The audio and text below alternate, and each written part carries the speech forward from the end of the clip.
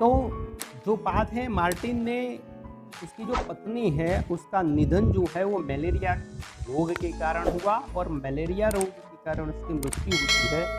तो स्वाभाविक है कि उसके मन में ऐसा विचार आए, सदविचार आया कि चलो भाई, कुछ लोग जो इससे मर रहे हैं ये तो मेरी थी, कुछ लोग जो है वो मलेरिया से मर रहे हैं, तो ऐसे में एक डिस्पेंसरी सेंटर जो है वो खोला जाए। अब देखिए कि जितने लोग यहाँ पर इस लेक्चर में मौजूद हैं वो सभी लोग ज़्यादातर ग्रामीण इलाकों से आते हैं, यानी कि ग्रामीण क्षेत्र में आरोग्य की सुविधाएं किस प्रकार की होती है हम सबको पता है। पहले के ज़माने में अगर कोई रोग होता था, जिस प्रकार से मैंने कल आपको बताया कि जो मलेरिया होता था, सितरा होता था या और कोई रोग होता था, तो सबसे पहले उसकी जो प्राथमिक उपचार देने की बजाय, डॉक्टर के पास जाने की बजाय, लोग जो है वो अंधश्रद्धा का सहारा लेते थे। आज भी ऐसा हो रहा है, किंतु धीरे धीरे जो है वो समय परिवर्तन होता जाता है, धीरे धीरे आरोग्य की सुविधाएं बढ़ती है। तो ऐसा भारतीय समाज में, भारत देश में किस प्रकार से समयांतर जो है वो बदलता जाता है। आज़ादी के 2 साल पहले और 2 साल बाद, यानी कि ये 4 साल की जो समय है, उस 4 साल में सामाजिक परिवर्तन कितना हुआ, राजनीतिक परिवर्तन कितना हुआ, समाज में किस प्रकार की स्थितियां पैदा होती है, समाज किस प्रकार से जागृत होता है, इसकी कथा जो है इसमें बताई गई है। तो जो मार्टिन था उसकी पत्नी की मृत्यु जो है वो मलेरिया के कारण हो जाती है, तो उसने सोचा कि एक डिस्पेंसरी सेंटर खोला जाए ताकि ये लोग जो है उसका चेकअप हो सके। तो उसने वहाँ पर दरख्वास्त रखी और हम सबको मला पता है कि किस प्रकार से दरख्वास्त रखने के बाद धीरे धीरे वो है आगे बढ़ती है। जहाँ पर लेक्चर में सरपंच जी भी मौजूद है तो उनको पता है कि किस प्रकार से दरख्वास्त जो है वो आगे बढ़ती है, ठीक है। क्योंकि एक बार आप किसी बात की दरख्वास्त करते हैं किसी सेंटर को बनाने के लिए या कुछ भी करने के लिए, वो तुरंत नहीं बन जाता, उसके पीछे कोई एक पॉलिसी होती है। एक प्रकार से धीरे धीरे धीरे वो बात आगे बढ़ती है, ऊपर से मंजूरी आती है और धीरे धीरे कार्य शुरू होता है। तो मार्टिन जो है उन्होंने भी डिस्पेंसरी सेंटर खोलने के लिए जो बात की, जो धीरे धीरे अधिकारियों ने कहा कि 1 आध साल में खुल जाएगी। इसलिए आगे बढ़ते हैं। फिर उपन्यास का प्रारंभ जो है वो इस मलेरिया सेंटर खोलने की सूचना से होता है। ये मलेरिया सेंटर गांव में खोला जा रहा। अब देखिए कि इस उपन्यास को समझने के लिए आपको उस मानसिक स्थिति में जाना होगा कि किस प्रकार से लोग जो है उस समय की सोच रखते थे, किस प्रकार से लोग सोचते हैं। मान लीजिए ऐसे कई विस्तार है, आप कई ऐसे इलाके हैं जैसे अंडमान निकोबार है या उससे जो वहाँ पर जो लोग रहते हैं वहाँ का जो विस्तार है, जहाँ पर अभी तक जागृति की किरण नहीं पहुँची है, अभी तक विकास की किरण नहीं पहुँची है, उनको मालूम नहीं है। अगर मान लीजिए कि आप ऐसी जगह पर जाते हैं जिसने कभी कैमरा नहीं देखा है, अगर आप उसकी फोटो लेने जाएंगे तो एकदम से वो चौकन्ना हो जाएगा या तो डरने लगेगा, ठीक है। ये मेरा भी एक अनुभव है कि जब मैं पहले वहाँ पर मेरी शुरुआती जॉब थी और वहाँ पर हम पहाड़ों में घूमा करते थे, तो मेरे पास एक कैनन का कैमरा था और हम लोग जो कैमरा लेके घूमते थे फ़ोटो निकालने के लिए, तो वहाँ के जो लोग रहते थे पहाड़ी लोग, तो उन्होंने इस कैमरे को इस तरह से नहीं देखा था। उनको ऐसा लगता था कि अपनी हुबहू फ़ोटो कोई दूसरा निकाल सकता है कि, तो इस प्रकार से वो एकदम से पहले तो घबरा जाते, फिर दौड़ते भागते, फिर उनको समझाना पड़ता, जाते जो फ़ोटो निकालते, खुश हो जाते। मेरा अनुभव है कि वो लोग जो हो वो घर में फिर उनको पता चलता कि फ़ोटो निकल रही है तो उसमें चाहते घर में हाथ मुँह धो के आते। और कई लोग मैंने देखा कि बच्चे जो है वो राख जो होती है उसको लगा के आके ताकि फ़ोटो जो है वो सुंदर दिखे। तो इस प्रकार का जो वातावरण है कि कुछ नई चीज़ें जब गाँव में आती है तो लोग जो है वो अचंभित हो जाते हैं। आपके गाँव में मान लीजिए कि पहली बार कोई प्लांट आया है, पहली बार कुछ नया आया है, तो लोग उसको एक आश्चर्य की नज़र से देखते हैं। ये तो बात आज़ादी के पहले की है, यानी कि उस समय की जो स्थिति थी, उस समय लोगों की जो मानसिक स्थिति थी, कुछ नया परिवर्तन जब होता है तो लोग उसको तुरंत स्वीकार नहीं करते, चाहे वो सामाजिक परिवर्तन हो या कोई दूसरा परिवर्तन हो। हम अब कोरोना से भी जूझ रहे हैं, किंतु हमें जो कुछ परिवर्तन करने होते हैं, मान लीजिए कि मास्क लगाना होता है, किंतु मास्क लगाना वो तुरंत अच्छा नहीं लगता है। आपको उसके लिए एक आध वीक तो आपको लगेगा कि ये मुझे बांध लिया गया है या मुझे श्वास नहीं ली जा रही है।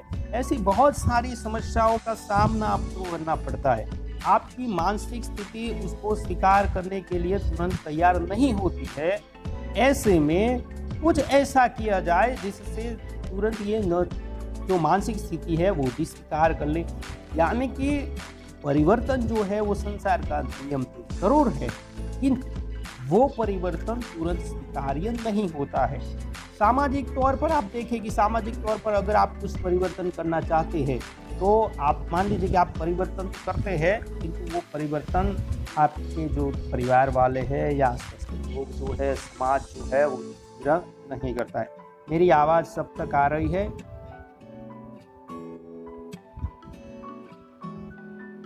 ओके, विजय आवाज़ आ रही है मेरी?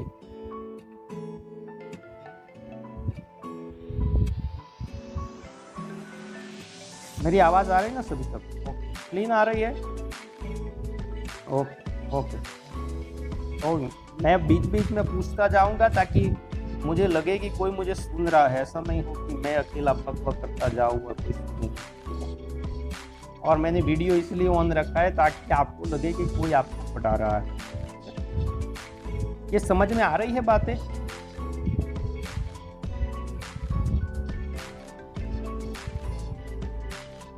ओके ओके, भावेश आ रही है ना समझ में? Okay okay. तो ये जो डिस्पेंसरी सेंटर जो था वो खोलने की बात जब आई तो उसको देखने के लिए, ज़मीन देखने के लिए लोग आते हैं, अधिकारी, क्योंकि जब भी कोई नया सेंटर या नई चीज़ खुलती है तो उसको ज़मीन के शिनाख्त के लिए कुछ लोग आते हैं। आचार्य जानवी, आपका माइक बंद कीजिए। तो मेरीगंज में जो मलेरिया सेंटर खुलने की जो सूचना है उससे उसका आरंभ होता है उपन्यास का। अगर आपको उसकी कॉपी पीडीएफ अगर मिल सकती है तो आप पढ़ लीजिएगा, और यहाँ पर पूरा उपन्यास जो है किस प्रकार से संभव होगा मैं आपको ट्राई करूँगा। अगर ऑनलाइन रहा तो, ऑफलाइन हो जाएगा तो। यह 1946 का समय है। मेरीगंज के लोग जो इतने जाहिल है कि वे मलेरिया सेंटर के लिए ज़मीन को पैमाइश करने के लिए आए हुए डिस्ट्रिक्ट बोर्ड के कर्मचारियों को मिलिट्री के लोग समझ। अब देखिए एक एक शब्द को किस प्रकार से ग्रामीण समाज में लोग इस प्रकार के लेते हैं। मिलिट्री शब्द उस समय अंग्रेजों के लिए प्रयुक्त होता था। अंग्रेज गांव में आते तो लोग भाग जाते, उसको लगता है कि अंग्रेज किसी को पकड़ने आए हैं, मारेंगे। और जो मिलिट्री शब्द है, मलेरिया और मिलिट्री, मलेरिया का सेंटर खोलना था, डिस्पेंसरी सेंटर खोलना था, और मिलिट्री शब्द उसके साथ जुड़ गया। और लोगों को देखिए कि यहाँ जो प्रदेश विशेष की जो भाषा है वो आप देखेंगे कि मलेरिया को मिलिट्री कह लेते, यानी कि लोग समझ बैठते हैं कि मिलिट्री के लोग आए हैं। एक्चुअली लोग किस लिए आए थे? ये लोग किस लिए आए थे, कौन बताएगा? अच्छा, वेरी गुड वेरी गुड। जमीन देखने के लिए आए। मलेरिया सेंटर बनाने के लिए जमीन देखने के लिए डिस्ट्रिक्ट बोर्ड के सदस्य आए थे। ये जो दरख्वास्त थी वो किसने की थी? मलेरिया सेंटर को मार्टिन ने, ठीक, वेरी गुड, मार्टिन ने की थी, क्योंकि उसकी पत्नी मैरी की मृत्यु मलेरिया के कारण हो जाती है। तो लोग समझ बैठते हैं कि मिलिट्री के लोग जो आए हैं, और मिलिट्री के लोग जो आए हैं उन्होंने ऐसी अफवाहें लोगों ने गांव में फैलाई कि 1945 का जो जन आंदोलन हुआ था, उस आंदोलन में जो लोगों ने भाग लिया था वो लोगों को पकड़ने के लिए फौजी लोग जो है वो गांव में घुसे। अब देखिए कि लोग क्या करेंगे, लोग इधर से उधर भागते रहते हैं। लोग अपने जो परिवार के लोग हैं उनको एकदम से कहीं ठीक जगह पर पहुंचाना चाहते हैं, क्योंकि कहीं ना कहीं वो पकड़ लेकर जाएंगे तो दिक्कत होगी। जवान बेटियों को उठाकर ले जाते हैं। ये जो मिलिट्री के लोग आए हैं, यानी ये ज़मीन देखने के लिए आए हैं, लोगों ने अफवाह क्या फैलाई है कि मिलिट्री वाले आए हैं और जो आंदोलन में जिसने भाग लिया था उसको पकड़ने के लिए आए हैं, और साथ साथ उन्होंने ये भी बताया कि जवान बेटियों को उठाकर ले जाते हैं, पूरे गांव में आग लगा देते हैं, और यह सब स्वराज्यों के कारण ही होता है। एक समय था कि स्वराज को पाने के लिए लोग किस प्रकार से आंदोलन से जुड़ते थे, और यहाँ पर आंदोलन को जो लोग जुड़े थे, आंदोलन में जो जुड़े थे, उनको पकड़ने के लिए मिलिट्री की फौज आई, ऐसी अफवाह फैलाई जाती ताकि दूसरे लोग जो है उससे न जुड़े।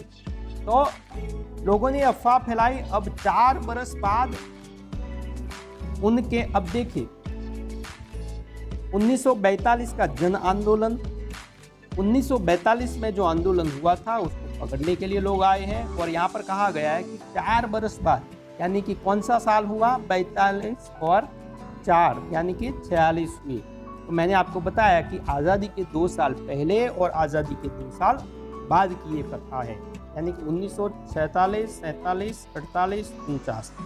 ठीक है, तो ये लोग अब आए हैं, और 4 बरस के बाद हमारे गांव की बारी आई। लोग ये सोचते जब हमारे गांव की बारी आई है और लोग जो है वो पकड़ के ले जाएंगे, तो उनके गांव में भी बलिया उर्फ बलदेव स्वराजी है।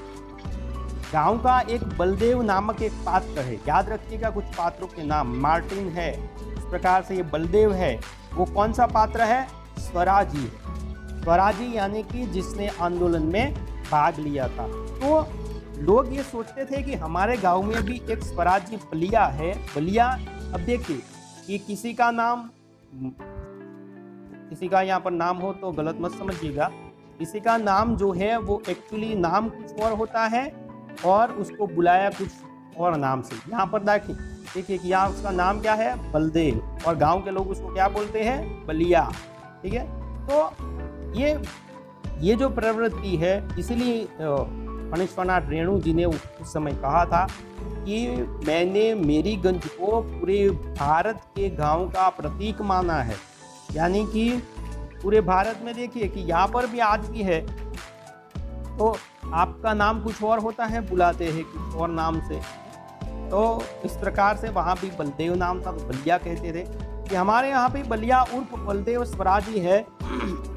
गांव को आफत से बचाने के लिए यादव टोली के लोग बलदेव को बांधकर मिलिट्री के पास ले जाते। अब देखिए यादव टोली, ये जो मेरीगंज गांव है, मैं आपको उसको पीपीटी के माध्यम से बताऊंगा इस प्रकार से उसमें कितने लोग रहते हैं, भिन्न भिन्न प्रकार के लोग रहते हैं। तो टोलियों में जैसे यादव टोली है, ब्राह्मण टोली है, इस प्रकार से अनेक जाति वाइज टोलियां हैं यहाँ। टोली यानी कि एक प्रकार का मोहल्ला, एक प्रकार का समाज। जिस प्रकार से आप देखिए सौराष्ट्र के किसी गांव में हम जाते हैं तो उस प्रकार से जाति वाइज वहाँ पर गांव में विभाजित किया जाता है। जिस प्रकार से लोग, ये जो है घर, इतने मान लीजिए 10 घर है तो इस जात के हैं, इस जात के हैं, इस प्रकार से उसमें भी जात में भी जात, उसमें भी टोलियाँ, उसमें भी परिवारवाद। तो इस प्रकार की जो व्यवस्था है ग्रामीण समाज की, वो आप सौराष्ट्र में जाएंगे, उत्तर गुजरात में जाएंगे, मध्य प्रदेश जाएंगे, राजस्थान जाएंगे, या किसी भी प्रदेश में जाएंगे,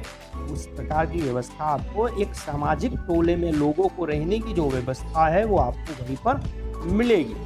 तो यादव टोली के जो लोग हैं इस बलदेव को पकड़ कर आ जाते हैं कि इसी के कारण गांव के सभी लोग जो है वो असुरक्षित हो। इससे अच्छा है कि केवल इस बलदेव को पकड़कर मिलिट्री के हवाले कर दिया जाए। तो गांव के लोग जो है आफत से बचाने के लिए यादव टोली के जो लोग हैं वो बलदेव को पकड़कर ले आते हैं, और साथ ही उन्होंने ये भी सुना था कि स्वराजियों को पकड़ने वालों को सरकार बहादुरी का इनाम भी देती है। देखिए जो गांव है उन लोगों की जो मानसिक स्थिति है इस प्रकार की, आप देखिए धीरे धीरे आप जैसे जैसे भीतर जाएंगे उपन्यास के, आप खुद ब खुद महसूस करते जाएंगे जिस प्रकार से लोग जो है वो ये सोच रहे हैं। कुछ लोग स्वराज के आंदोलन में भाग लेते हैं कुछ लोग अंग्रेजों को स्वराज्य को पकड़ कर ले आते हैं। उनको लगता है कि अगर इसको पकड़ कर दे दिया जाएगा तो जो दूसरे लोगों को परेशानी नहीं होगी। साथ ही में उन्होंने ये भी सोचा था कि भाई स्वराज्य को पकड़ कर ले जाएंगे तो अंग्रेज सत्ता जो है, अंग्रेज लोग जो है वो उनको इनाम की राशि देंगे, यानी कि पुरस्कार देंगे 1000, 2000, 5000। लेकिन वस्तु स्थिति जानकर ये पुरस्कार के आकांक्षी खिसिया कर रह जाते और बलदेव से माफ़ी मांग लेते हैं। फिर उनको लगता है कि क्यों हो रहा है, गाँव का ही है, हम थोड़े बहुत पैसे के लिए इसको भेज सकते हैं। उपन्यासकार ने इस घटना के द्वारा आरंभ के परिच्छेद में ही मेरीगंज की मानसिक स्थिति को स्पष्ट कर दिया। तो जो उपन्यास का जो प्रारंभ है वो उपन्यास का प्रारंभ इस प्रकार की जो स्थिति है उससे होता है। इसी से आपको पूरे उपन्यास का जो ढांचा है, पूरे उपन्यास की जो वास्तविक स्थिति है, पूरे उपन्यास में लोगों की जो मानसिक स्थिति है, केवल और केवल एक ही पैराग्राफ से आपके सामने प्रस्तुत हो जाती है। शुरुआत इसे कहते हैं। हम उपन्यास के तत्वों में हम देखते हैं कि कथा वस्तु की शुरुआत किस प्रकार से होती है, जिज्ञासा वृत्ति से किस प्रकार से होती है, उस प्रकार की स्थिति को हम देखते हैं। तो ये जो स्थितियाँ है वो हमारे सामने प्रस्तुत हो जाती है। तो ये जो बात है वो उपन्यास की शुरुआत की थी और उपन्यास की शुरुआत जो है इससे होती है। आगे की बात तो बहुत सारी है, उससे अनेक प्रसंग है, कथा उपकथा से जुड़ती चली जाती है। अब किस प्रकार की स्थिति है गांव में वो हम देखते हैं। तो मेरीगंज जो है उसमें 4 जाति के लोग जो है प्रमुख रूप से रहते हैं। ये लोग टोली के रूप में विभक्त हैं। 4 जात के जो लोग हैं वो टोलियों के रूप में वहाँ पर रहते हैं। जिसमें कौन कौन सी टोलियाँ हैं याद रखिएगा। तो पहली है ब्राह्मण टोली, दूसरी है कायस्थ टोली, तीसरी है राजपूत टोली और चौथी है यादव टोली। ये 4 टोली यानी कि एक प्रकार का समाज, एक प्रकार का ढांचा। 4 टोलियों में लोग जो है वो रहते हैं। ब्राह्मण टोली के लोगों की संख्या कम है। जात पात उसमें हम मानते नहीं है, किंतु ये जो व्यवस्था है, सामाजिक व्यवस्था, जिस प्रकार से मैंने आपको बताया कि जो चली आ रही है, उस व्यवस्था जो सदियों से चली आ रही उस व्यवस्था में जो जीवन है, सामाजिक जीवन है गांव का, वो यहाँ पर हमें दिखाई पड़ता है। चलिए, तो 4 टोलियों में लोग रहते हैं, उनका दल। अब टोली में भी दल है, ठीक? जैसे कि ब्राह्मण टोली है, राजपूत टोली है, कायस्थ टोली है या यादव टोली है। गाँव में 4 टोलियाँ तो है, उस टोली में भी एक और दल होता है। यानी कि जैसे कि कोई एक समाज है तो उस समाज में भी और एक समाज होता है, उस समाज में भी एक और समाज होता है, ठीक है। तो बात धीरे धीरे समाज होता है, समाज से फिर परिवार होता है, परिवार से छोटा परिवार होता है। इस प्रकार की जो व्यवस्था है वो हमारे यहाँ पर होती है। अतः वे तीसरी शक्ति का कर्तव्य पूरा करते आए हैं। यादवों का दल नया है लेकिन अब जोर पकड़ रहा है। ब्राह्मण लोग इन तीनों दलों को आपस में भिड़वाते रहते। कोई है तो माफ कीजिएगा, किंतु यहाँ पर ये जो बात है वो यहाँ बता रहे हैं कि ब्राह्मण लोग जो है वो तीनों दलों का आपस में भिड़वाते हैं। सत्ता इस प्रकार से अपने हाथ रहे, ये बात जो है वो खूब जानते हैं, बखूबी जानते हैं। यानी कि अंग्रेज जिस प्रकार से थे, अंग्रेज हम देखते थे कि कॉर्नवालिस जो था उसकी जो नीतियाँ थी वो धीरे धीरे किस प्रकार से लोगों को आपस में लड़ाना, राजाओं को आपस में लड़ाना और सत्ता हथियाना। अब भी लोग यही कर रहे हैं। भीतर भीतर मान लीजिए 4 भाई हैं तो 4 भाई को दूसरे लोग लड़ाएंगे और फिर उसमें घुस जाते हैं। तो ये जो है वो ब्राह्मण लोग जो है इन 3 दलों को आपस में भिड़वाते रहते हैं। यादव द्वारा जनेऊ लेने के बाद भी राजपूतों ने उन्हें मान्यता नहीं दी है। ये जो सामाजिक वास्तविकता है, हमारे सामाजिक कुछ नियम है वो इस प्रकार के हैं। लोग आप देखिए कि जातिवाद जो है वो किस प्रकार से भारतीय समाज को एक रूढ़ी चुस्तता में बांध के रखता है। जातिवाद किस प्रकार से लोगों को, समाज को एक विकास में रोड़ा बनता है वो भी हमें पता है।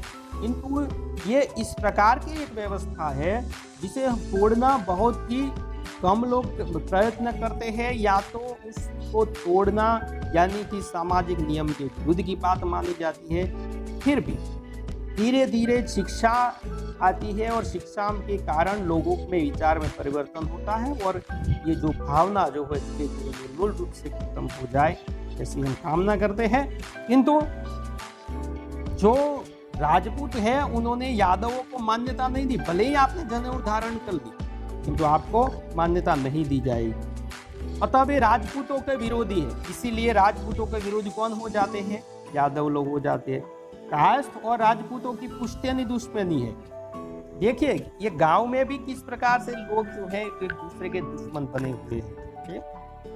कायस्थ टोली के मुखिया विश्वनाथ प्रसाद जो है मल्लिक है, जो राजपरबंगा के तहसीलदार हैं। तहसीलदार यानी कि हमारे यहाँ पर जो तलाटी होता है, मंत्री जिसे हम कहते हैं, वो तहसीलदार। गांव का सबसे बड़ा व्यक्ति अगर किसी को माना जाए तो वो तहसीलदार को माना जाता है।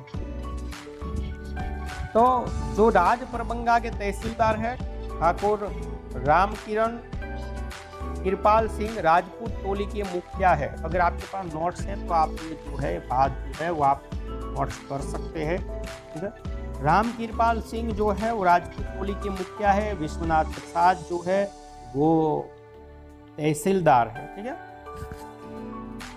और 300 बीघे जमीन के मालिक। कितनी जमीन है उनके पास? 300 बीघे। खिलावन यादव जो 10 साल पहले तक भैंस चराया करते थे, अब यादव टोली के मुखिया हो। जो 10 साल तक क्या करते थे? भैंस चराते थे, वो आज क्या बन गए हैं? यादव टोली के मुखिया बन गए। ये जो परिवर्तन है हमारे यहाँ पर भी आप देखिए, कुछ लोग होते हैं इनके पास कुछ नहीं होता है, कुछ ऐसी जगह मान लीजिए कि ऐसे चिन्हा में यानी कि घुस जाते हैं कहीं से ही, तो पैसे बना देते हैं, जो किसी भी प्रकार से बनाते हैं। तो ये जो है वो खिलावन यादव जो है वो उसके मुखिया बने हैं, जिन्होंने अपने 50 बीघे जमीन को अब 150 बीघे तक बढ़ा लिया है। जमीन कितनी थी? 50 बीघे, अब कितनी हो गई है? 150 बीघे।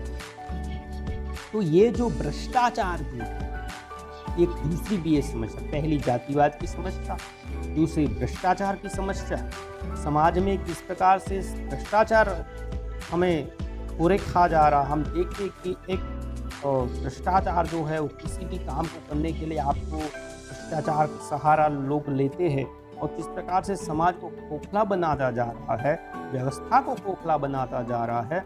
उसकी बात यहाँ पर ये आज़ादी के पहले की समय की बात, वहाँ भी ऐसा होता था। लोग क्या क्या करते थे, देखिए 50 बीघे का 150 बीघा हो जाता है, तो 150 तक बढ़ा दिया है। एक और जाति है संथालों की, जो शोषित प्रताड़ित इस गांव के जमींदारों के आसामी। कुछ जातियां होती है जिनका शोषण होता है, प्रगतिवाद में हम देखते थे शोषण और शोषित की बात इसमें होती थी। पूरे मेरीगंज में 10 लोग पढ़े लिखे हैं, शिक्षा का प्रमाण देखिए, 10 लोग जो है वो उस मेरीगंज गांव में पढ़े लिखे हैं, शिक्षा का प्रमाण है। पढ़े लिखे का मतलब क्या होता है? तो ग्रेजुएशन होना या मास्टर डिग्री प्राप्त कर लेना ऐसा नहीं। गांव में उस समय पढ़े लिखे का मतलब होता है आपको दस्तखत करना आता है, अंगूठा नहीं दिखाते, अंगूठा छाप नहीं है, दस्तखत कर सकते हैं, अपना नाम लिख सकते हैं, यानी कि आप जो है वो पढ़े लिखे हैं। तो पढ़े लिखे का मतलब यह है कि दस्तखत करने को लेकर तहसीलदारी तक पढ़ाई, यानी कि जो तहसीलदार है उससे लेकर दस्तखत करने तक जो लोग हैं वो पढ़े लिखे हैं। नए पढ़ने वालों की संख्या 15 है, यानी कि 15 लोग अभी सीख रहे हैं दस्तखत करना। तो जो मेरीगंज गांव है, जो इस प्रकार की स्थितियाँ जो है मेरीगंज में वो हमने देखी। ठीक है। तो धीरे धीरे ये जो परिवर्तन जो है, सामाजिक परिवर्तन जो है वो आ रहा था।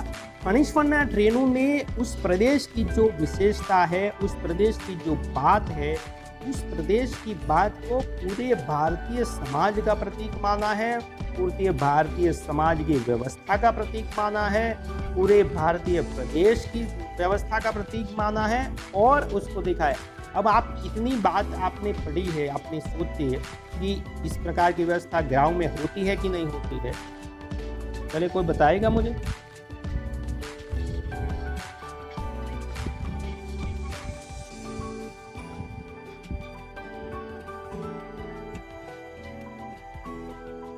सो गए क्या? हेलो, आवाज आ रही है मेरी? हाँ बोलिए। तो क्या आप मानते हैं कि इस प्रकार की जो मैंने आपको बताई, उस प्रकार की मानसिक स्थिति या उस प्रकार की व्यवस्था जो है वो गांव में है? जो गांव के, आप सभी गांव के लोग हैं, मैं भी गांव का ही।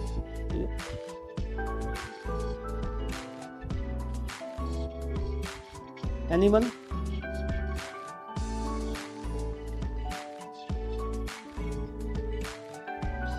अच्छा, अच्छा।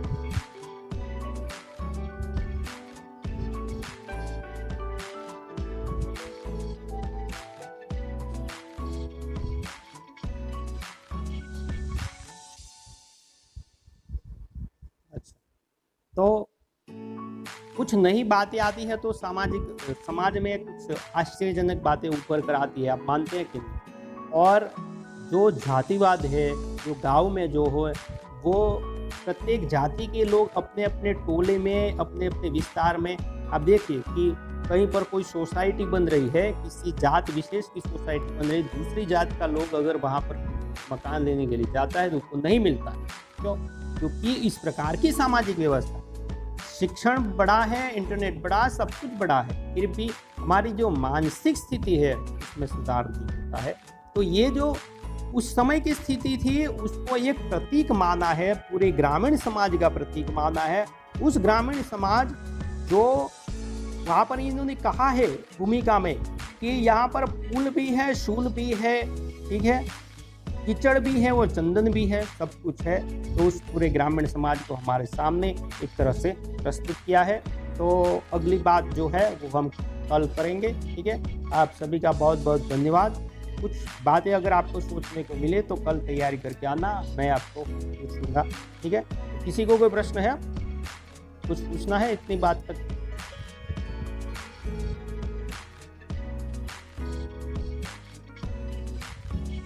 हेलो, किसी को कुछ पूछना है? ओके, ठीक। तो बहुत बहुत धन्यवाद आप सभी का, ठीक है, मिलते हैं।